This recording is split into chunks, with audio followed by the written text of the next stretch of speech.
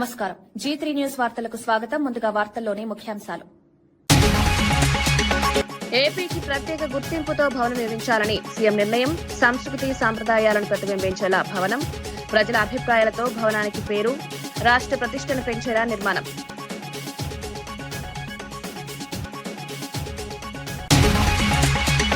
Operation సింధూర్పై Rajnath Singh కీలక వ్యాఖ్యలు. వ్యూహాత్మక నిర్ణయంగా ఆపరేషన్, అవసరమైతే దీర్ఘకాలిక యుద్ధానికి సిద్ధం. పాకిస్తాన్పై తీవ్ర విమర్శలు చేసిన రక్షణ మంత్రి.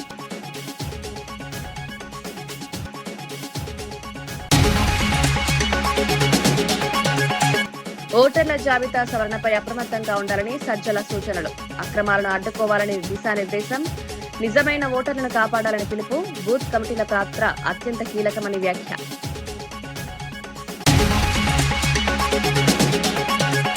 మే 10న మోదీ తెలంగాణ పర్యటనపై కిషన్ రెడ్డి కీలక ప్రకటన. జహీరాబాద్ ఇండస్ట్రియల్ సిటీ ప్రారంభం రాష్ట్రానికి కీలక మైలురాయి. అభివృద్ది పనులతో తెలంగాణకి భారీ ఊతం. మోదీ సభకు ప్రజలు భారీగా హాజరు కావాలని పిలుపు. మరోసారి అధికారంలోకి వస్తామని మమతా బెనర్జీ ధీమా వ్యక్తం. ఓట్ల లెక్కింపుపై కార్యకర్తలకు సూచనలు. ప్రతి ఓటు విలువైందని పిలుపు. ప్రజల మద్దతుతో విజయం ఖాయమన్న మమత.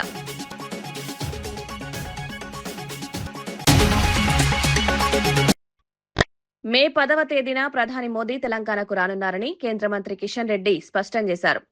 మూడోసారి ప్రధానైన తర్వాత రాష్ట్రానికి ఇది తొలి పర్యటనగా ప్రత్యేక ప్రాధాన్యం సంతరించుకుంది. ఈ పర్యటనలో భాగంగా 7,823 కోట్ల విలువైన అభివృద్ది కార్యక్రమాలకు శ్రీకారం చుట్టనున్నారని తెలిపారు. ముఖ్యంగా జహీరాబాద్ ఇండస్ట్రియల్ సిటీ ప్రారంభం రాష్ట్ర పరిశ్రమల రంగానికి కీలక మైలురాయిగా మారుతుందన్నారు. ఈ ప్రాజెక్టుల ద్వారా ఉపాధి అవకాశాలు పెరుగుతాయని, పెట్టుబడులు ఆకర్షితమవుతాయని వివరించారు. కేంద్రం తెలంగాణ అభివృద్ధికి కట్టుబడి ఉందన్నారు. ఈ పర్యటన విజయవంతం కోసం విస్తృత ఏర్పాట్లు జరుగుతున్నాయని, ప్రజలు భారీగా పాల్గొనాలని పిలుపునిచ్చారు. ప్రజలకు డెడికేట్ చేయడం. మరొక 85,000 కోట్ల రూపాయల రైల్వే ప్రాజెక్ట్స్ నిర్మాణంలో ఉన్నాయి. రైల్వేకి సంబంధించి రైల్ మ్యానుఫ్యాక్చరింగ్ యూనిట్ ఆల్మోస్ట్ 90% నిర్మాణ పనులు పూర్తయినాయి. పెట్రోలియం ఉత్పత్తులకు సంబంధించి మన హైదరాబాద్ సిటీలో పెట్రోలియంకి సంబంధించినటువంటి ఉత్పత్తులకు సంబంధించి ఒక పెద్ద టెర్మినల్, POL టెర్మినల్ మనము అది ప్రారంభించుకోబోతున్నాం. ఇది హ్యాండ్లింగ్ అండ్ స్టోరింగ్ 2 రైల్వే స్టేషన్లు 10వ తేదీ నాడు ప్రధానమంత్రి గారు పూర్తిగా నిర్మాణం పూర్తయింది 100%గా. ఒకటి జోగులాంబ రైల్వే స్టేషను, రెండోది ఆఫీస్పేట, మన హైదరాబాద్లోని ఆఫీస్పేట రైల్వే స్టేషన్ కూడా. హైటెక్స్ కూడా ఆల్మోస్ట్ 95% అయింది, ఇంకో 5% కావాలి. Next tranche of inaugurations, railway station ఇనాగ్రేషన్స్లో మన హైటెక్స్ కూడా ఉంటుంది. ఆ రకంగా 2 రైల్వే స్టేషన్స్ కూడా ప్రధానమంత్రి గారు ఆ రోజు డెడికేట్ చేస్తారు. ఆంధ్రప్రదేశ్ కు ప్రత్యేక గుర్తింపును తెచ్చే విధంగా రాష్ట్ర భవనం నిర్మించాలని సీఎం చంద్రబాబు నిర్ణయించారు. ఈ భవనం రాష్ట్ర సంస్కృతి సాంప్రదాయాలు, ఆత్మగౌరవాన్ని ప్రతిబింబించేలా ఉండాలని స్పష్టం చేశారు. ఈ విషయాన్ని మంత్రి పయ్యావుల కేశవ్ వెల్లడించారు. భవనానికి ప్రజలు కూడా మంచి పేరు సూచించవచ్చన్నారు. ప్రజల అభిప్రాయాలను పరిగణలోకి తీసుకుని నిర్ణయం తీసుకుంటామన్నారు. రాష్ట్ర ప్రతిష్టను పెంచే విధంగా నిర్మాణం చేపడతామని వివరించారు. భవన రూపకల్పనలో ఆధునికతతో పాటు సాంప్రదాయాన్ని కలపాలని యోచిస్తున్నారు. ఇది రాష్ట్రానికి ప్రత్యేకంగా నిలవాలని ప్రభుత్వం లక్ష్యంగా పెట్టుకుంది. నేను ఎన్ని శాఖలు చెప్పాను, మీరు ఎన్ని శాఖల గురించి రాసుకున్నారు, మీరు ఏ పత్రిక నుంచి వచ్చారో తెలీదు.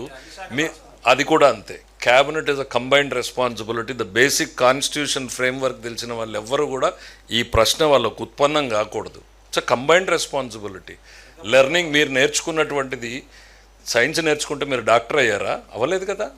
So it is a learning.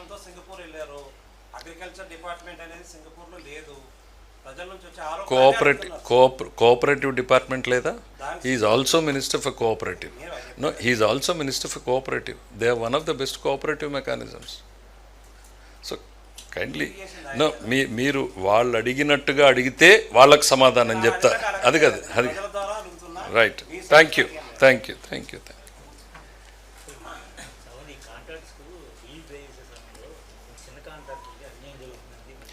Highest priority March 31న వాళ్ళు 3 అసోసియేషన్లు ప్రెస్ మీట్ పెట్టి ధన్యవాదాలు చెప్పారు. మేము అడగకుండానే చిన్న కాంట్రాక్టర్లందరికీ పే చేశారు అనేటువంటిది. గతంలో పెట్టిపోయిన బకాయిలన్నింటినీ కూడా క్లియర్ చేశాం. ఆర్థిక శాఖకు సంబంధించి priority is given to the small contractors. మీరు వెళ్ళి వాళ్ళే ప్రెస్ మీట్లు పెట్టారు కదా, మాకు ఎవరికి కూడా తెలియదు. We do our duty. ఉన్నటువంటి పరిమితమైన నిధుల్ని మ్యాక్సిమం, బికాస్ వాళ్ళకి సస్టైనింగ్ కెపాసిటీ తక్కువ ఉంటుంది, పెద్దవాడికి బ్యాంకింగ్ సపోర్ట్ ఇంకోటి ఉంటుంది. సో కాబట్టి మా ప్రయారిటీ ఎప్పుడు కూడా స్మాల్ టైమ్ కాంట్రాక్టర్స్ పరంగానే ఉంటుంది. అదే రకంగానే మేము రిలీజెస్ కూడా చేయడం జరుగుతుంది. Thank you. ఆంధ్రప్రదేశ్లో YSRCP cadre ID card verification ప్రక్రియ వేగంగా కొనసాగుతోంది. పార్టీ నిర్మాణాన్ని బలోపేతం చేయడం, ఖచ్చితమైన క్యాడర్ డేటాను సిద్ధం చేయడం ఈ కార్యక్రమం ప్రధాన లక్ష్యంగా పార్టీ వెల్లడించింది.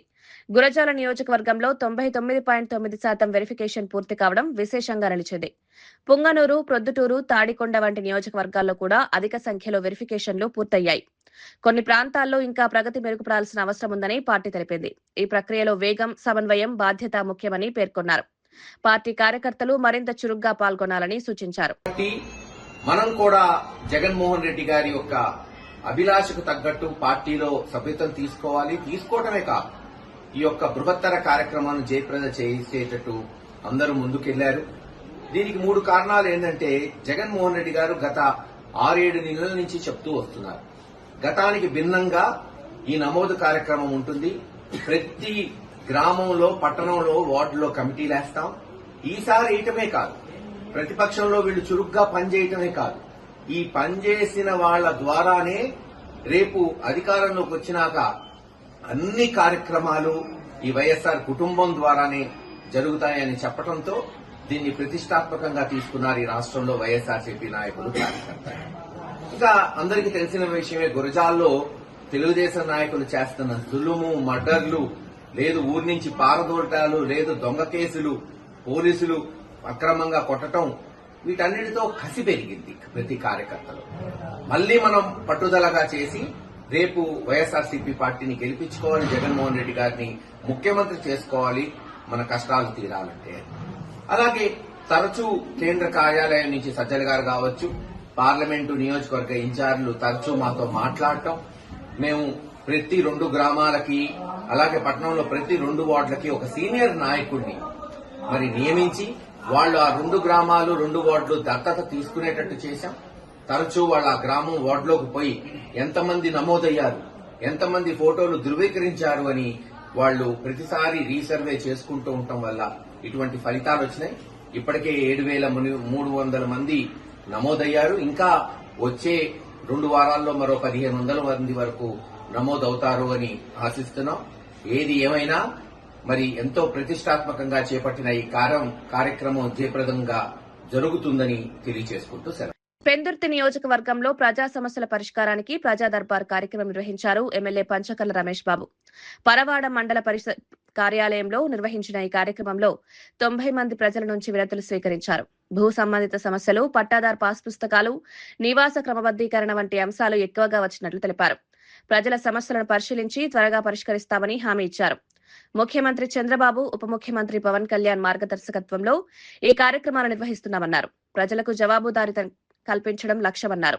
ప్రజల నుంచి మంచి స్పందన లభిస్తోందని వెల్లడించారు. అవి పీజీఆర్ఎస్ ద్వారా ఏ డిపార్ట్మెంట్కి వెళ్ళాలి అనేది గవర్నమెంట్ పంపించడం, ఆ గవర్నమెంట్ వాటిని పరిశీలించి వాటిని కంప్లైంట్ దారుడికి అనుకూలంగా సాల్వ్ చేయటం అనేది మన ఆనవాయితీగా గత 2 సంవత్సరాల నుంచి వస్తున్న ప్రక్రియ. మరి దానిలో భాగంగా ఈ పీజీఆర్ఎస్ ఎమ్మెల్యేలు కూడా నిర్వర్తించాలా. 175 నియోజకవర్గాల్లో ప్రజల వద్దకి వెళ్ళి మండలాల వారీగా మేము ఇది పెట్టుకుంటా ఉన్నాం. దానిలో భాగంగా ఈరోజు పరవాడ మండలంలో ఈ ప్రజా దర్బారు పెడితే 90 అప్లికేషన్లు వచ్చాయి. మరి రాష్ట్రంలోనే ముఖ్యమంత్రి గారు స్థాయి నుంచి గ్రామ స్థాయి వరకు ప్రజల దగ్గరికి ఇప్పుడు వెళ్ళినా కూడా రెవెన్యూ సమస్యలే ఎక్కువగా వస్తూ ఉన్నాయి. అంటే రాష్ట్రంలో ఏ కంప్లైంట్, ఏ వేదిక అయినా కూడా 100 కంప్లైంట్లు వస్తే దాంట్లో 70-75 రెవెన్యూవే ఉంటున్నాయి. మరి ఇక్కడ కూడా అదే రెవెన్యూ అవకతవకలు. గతంలో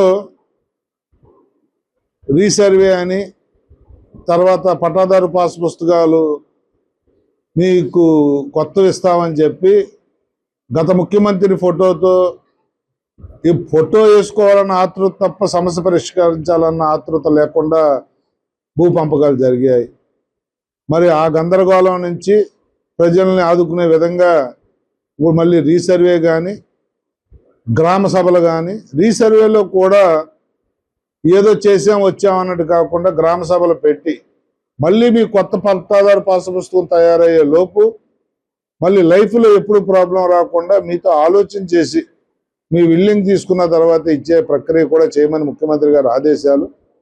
మరి అలాంటి రెవెన్యూ సమస్యలు కానీ కుటుంబ తగులు కానీ పక్క రైతుతో తగులు కానీ ఎవరన్నా కొంతకాలంగా భూమిలో లేకుండా ఏ విదేశాలకు వెళ్తే ఆక్రమణ గురవుతున్న నేపథ్యం కూడా కొన్ని ఏరియాల్లో ఉంది. ఎందుకంటే విశాఖ అనకాపల్లి జిల్లా భూమి వాల్యూ విపరీతంగా పెరిగిన ధర్మలో ఇక్కడే ఈ ల్యాండ్ కబ్జాలు ఎక్కువ అవుతా ఉన్నాయి. ఆ కేసులు కానీ ఇవన్నీ కూడా మరి ఇవి కాకుండా ఈ పరవాడ వరకు వస్తే ఉద్యోగ ఉపాధి అవకాశాలు కానీ పొల్యూషన్ కానీ అలాగే ఏదైతే భూములు ఇచ్చారో ఎన్టీపీసీకి ఆ ప్రాంతాలు రామ్కీకి భూములు ఇచ్చిన ఆ ప్రాంతం వాసులు కానీ ఉద్యోగ ఉపాధి అవకాశాల్లో ఇప్పటికీ వెనుకబడి ఉన్నారు. వాళ్ళందరూ కూడా పెద్ద ఎత్తున అప్లికేషన్లు ఇవ్వటం జరిగింది. అందరికీ మేము మాటిస్తా ఉన్నాం. గౌరవ ముఖ్యమంత్రి సూచనల మేరకు ప్రతి వ్యక్తికి కూడా ఈ పీజీఆర్ఎస్లో న్యాయం జరుగుతుంది. కొన్ని కంప్లైంట్లు రిపీటెడ్లీ వస్తూ ఉన్నాయి. వారికి కూడా మా సూచన ఏంటంటే ఒకసారి అవ్వదు అనుకున్నది దాన్ని మళ్ళీ మీరు పెట్టినా కూడా మొదట వచ్చిన ఆన్సరే వస్తుంది.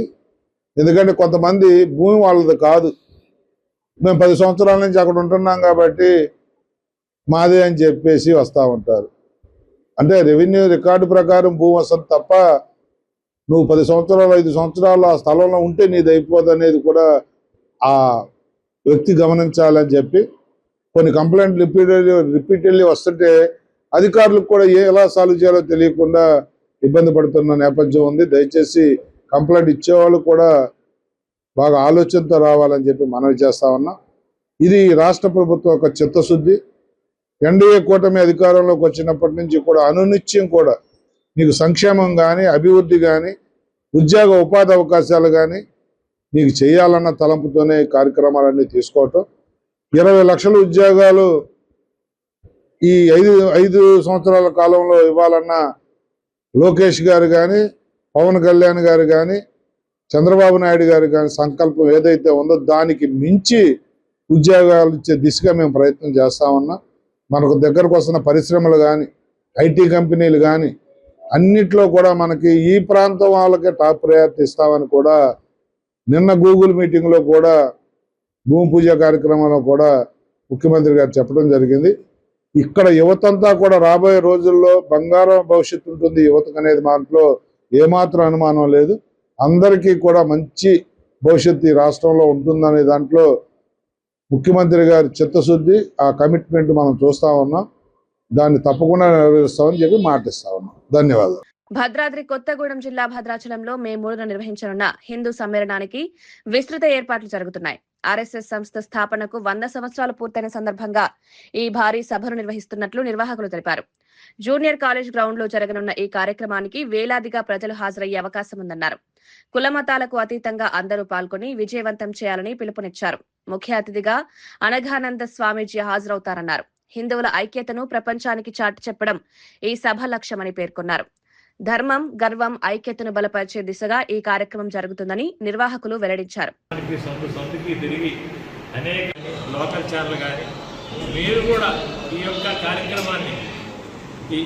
కార్యక్రమాన్ని విజయవంతం అవడానికి మీ యొక్క ఆశీస్సులు కానీ అందజేస్తే మీ ఛానల్స్ ద్వారా మీకున్న మాధ్యమాల ద్వారా ఈ యొక్క కార్యక్రమం దిగ్విజయం కావాలని మీరు కానీ కొంత మాకు సహకరిస్తే ఈ హిందూ సమ్మేళనం జయప్రదం అవడానికి మేము చేసింది ఒక 10% అయినా మీరు చేసింది 90% ఉంటుంది.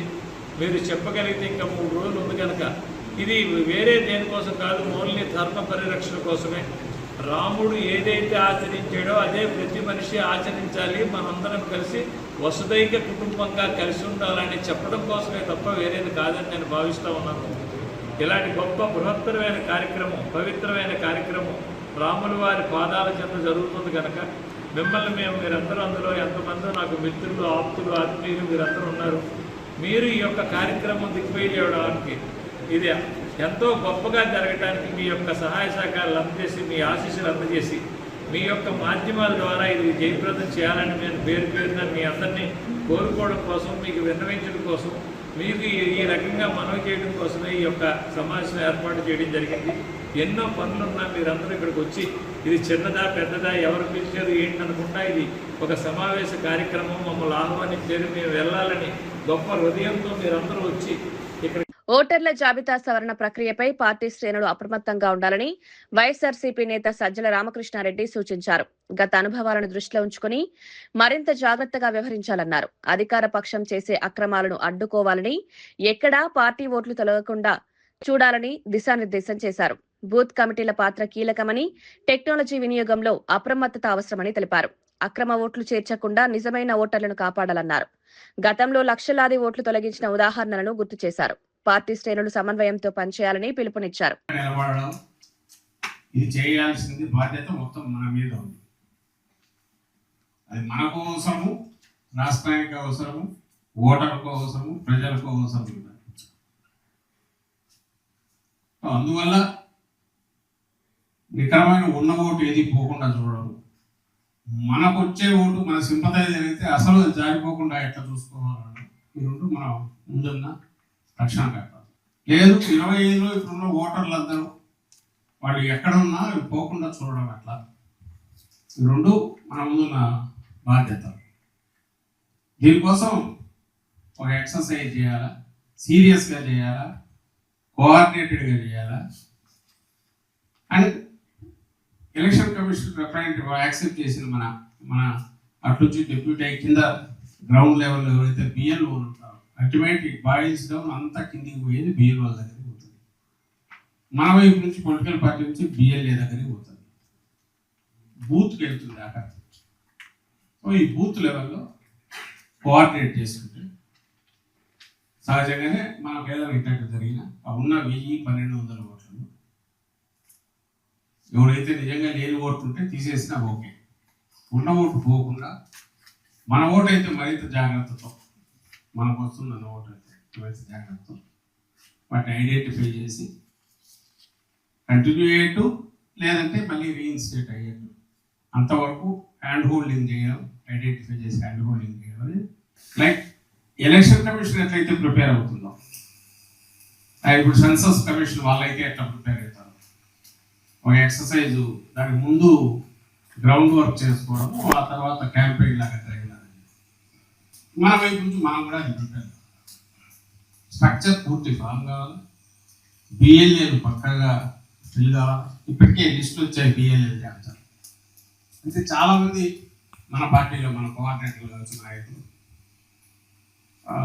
ఎలక్షన్లుగా టైం ఉంది కదా, నార్మల్ కోర్స్ ఆఫ్ దీని ప్రకారం మనం చేసుకోవచ్చు కదా, గ్రామ నాయకులు ఉంటారు, అందరు ఉంటారు కదా అనుకుంటున్నాం. కానీ మధ్యలో తక్కువ టైం ఏదైతే షార్ట్ స్పాన్లో పడే దెబ్బ, ఆ తర్వాత మళ్ళీ మనం రికవర్ అవ్వడానికి లేదా దాన్ని మళ్ళీ నార్మల్ తెచ్చుకోవడానికి టైం పడుతుంది, మిస్ కూడా కావచ్చు. కాబట్టి ఆ టైంకే మనం అలర్ట్గా ఉండడం అవసరం కాబట్టి దానికోసం ప్రత్యేక ఏర్పాటు చేద్దామని అనుకున్నాం. ఒకటేమో ఈ స్ట్రక్చర్ ఒకటి ఫామ్ చేసుకోవడం. ఇప్పుడు బిఎల్ఏలు ఏదైతే పెడుతున్నాం, ఎందుకంటే ఇక్కడ ఎస్ఐఆర్ అనేది ఒక స్పెషలిస్ట్ నడుస్తున్నప్పుడు ఆ బిఎల్ఓతో కోఆర్డినేట్ చేసుకోవడం రకంగా బిఎల్ఏ బూత్ లెవెల్ ఏజెంట్, మా పార్టీ ఏజెంట్ ఎక్విప్మెంట్ ఒక గవర్నమెంట్ బిల్లుతో how to deal with them, rule కూర్చోడం, మిగిలిన ఫార్మ్స్ అవి చేసుకోవడం, యాక్టివ్గా ఉండాలి. అలాగే ఈ ఏజెంట్ తోడు ఇంకా ఒక 2-3 సో దట్ ఏమంటాం delegation of duty plus account easy to identify. ఒకరే 1200 ఓట్లు 1000 ఓట్లు కష్టం అవుతుంది కాబట్టి హౌస్ హోల్డ్స్ దగ్గరికి వాళ్ళు పోతున్నప్పుడు మనం ఫాలో కావాలన్నా టీం లాగా ఇప్పుడు సపోర్టింగ్ టీం కూడా పెట్టామంటున్నాం. అయితే వాళ్ళు ఎవరు వాళ్ళకు ఈసీ గుర్తింపు ఉండదు, ఓన్లీ బిఎల్ఏకి మాత్రమే గుర్తింపు ఉంటుంది. బిఎల్ఏ తను మాత్రమే ఈ ఓట్లు చేర్చే కార్యక్రమం చేయగలరు లేదా హక్కులు ఎత్తి చూపగలడు. మన తరఫున ఆథరైజ్డ్ రిప్రజెంటేటివ్ ఉంటాడు కాబట్టి అతను అతనికి సపోర్టింగ్గా ఇద్దరు ముగ్గురు పెడితే డేటా కలెక్షన్లో వీటిలో ముందే పూర్తి చేసుకోవడానికి వీలవుతుంది. ఇప్పుడు ఆ రోజు మనం ఎప్పుడైతే వాళ్ళు మొదలుపెట్టి బిఏలో కనెక్ట్ చేసి ఇప్పటికి వాళ్ళు మ్యాపింగ్ చేసినట్టు చాలా వరకు. సో మనము ముందే చేసి పెడితే రేపు వాళ్ళ పని ఈజీ అవుతుంది, వాళ్ళకి హెల్ప్ చేసిన వాళ్ళం అవుతాం. మన వైపు నుంచి మా పాయింట్ ఆఫ్ మనం చెప్పాలనుకుంటూ ముందు ప్రిపేర్డ్గా ఉంటాం. ఉదాహరణగా 1000లలో ఇప్పటికే మనం 400 ఒక్కొక్కరికి 200 ఈజీ వస్తుంది. ఈ లిస్టు 25 లిస్ట్ తీసుకోపోయి అక్కడికి 2002 పెట్టుకోవచ్చు.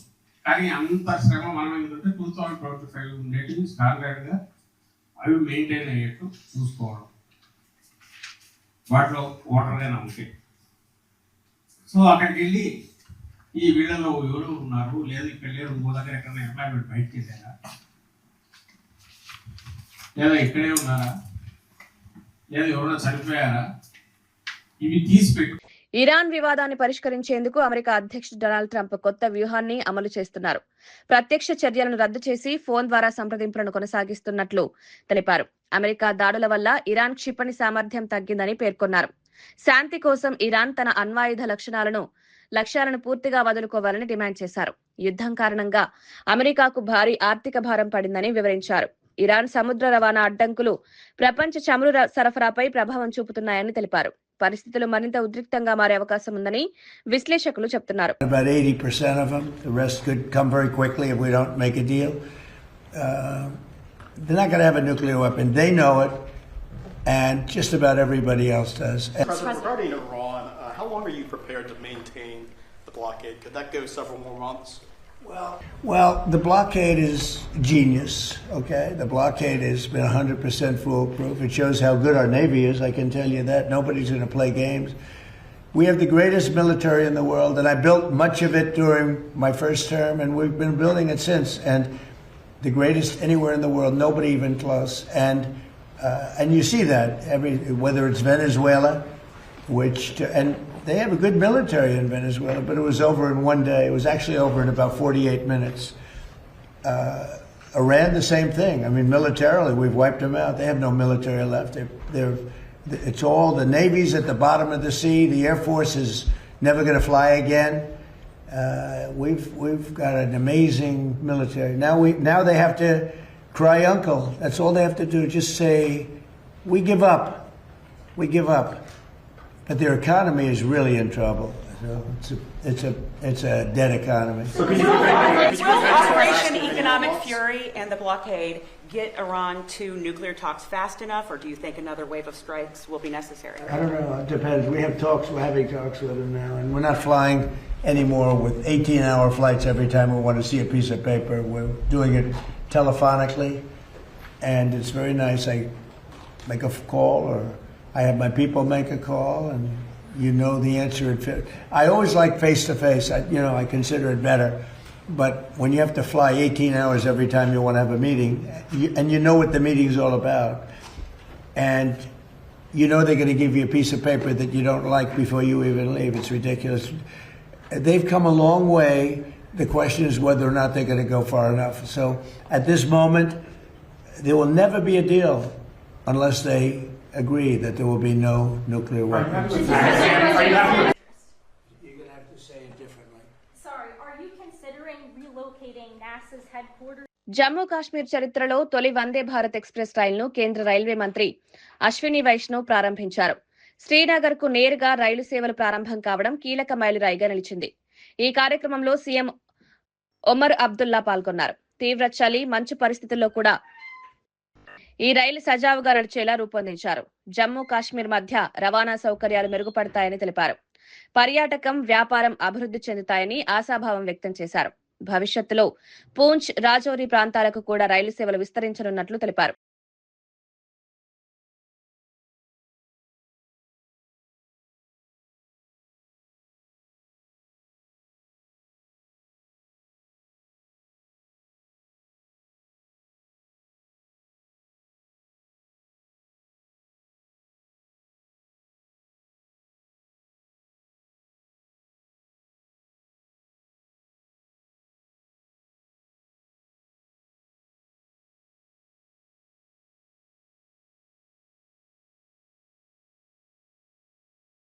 ఆపరేషన్ సింధూర్ను భారతదేశం స్వచ్ఛందంగా నిలిపివేసిందని రక్షణ మంత్రి రాజ్నాథ్ సింగ్ తెలిపారు.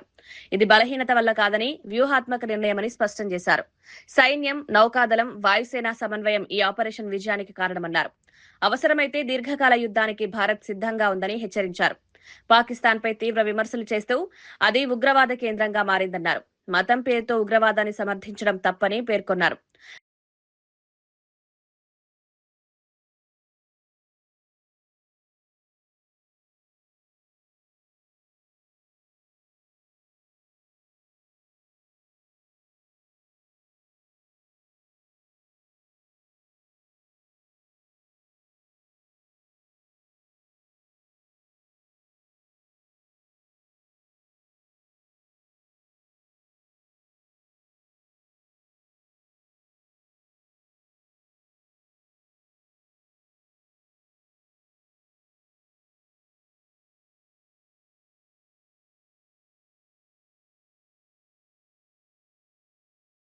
పేదల వైద్య సహాయానికి కంటోన్మెంట్ ఎమ్మెల్యే శ్రీ గణేష్ ముందుకొచ్చారు. మొత్తం 9.5 లక్షల విలువైన ఎల్ఓసీలను లబ్ధిదారులకు అందజేశారు. వివిధ ప్రాంతాలకు చెందిన 3 బాధితులకు ఈ సహాయం అందించారు. నిమ్స్ ఆసుపత్రిలో చికిత్స కోసం ప్రభుత్వం మంజూరు చేసిన ఈ నిధులను అందజేశారు. రోగులు త్వరగా కోలుకోవాలని ఆకాంక్షించారు. పేదల ఆరోగ్య సంరక్షణకు ప్రభుత్వం కట్టుబడి ఉందన్నారు. అవసరమైన వారికి సహాయం అందించడంలో ఎల్లప్పుడూ ముందుంటారని చెప్పారు.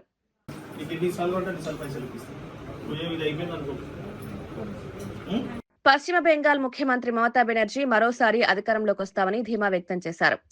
వీడియో సందేశం విడుదల చేసి పార్టీ కార్యకర్తలకు స్పష్టమైన దిశానిర్దేశం చేశారు. భవానీపూర్లో తాను కాపలా ఉంటారని, మిగతా ప్రాంతాల్లో ఓట్ల లెక్కింపును జాగ్రత్తగా పర్యవేక్షించాలని సూచించారు. ప్రతి ఓటు విలువైందని, ఎన్నికల ప్రక్రియలో ఎలాంటి లోపాలు జరగకుండా అప్రమత్తంగా ఉండాలన్నారు. పార్టీ శ్రేణులు ఐక్యంగా పనిచేస్తే విజయాన్ని సాధించగలమన్నారు. ప్రజల విశ్వాసం తమపైనే ఉందని, అభివృద్ధి, సంక్షేమ కార్యక్రమాలపై ప్రజలు మద్దతిస్తున్నారని పేర్కొన్నారు.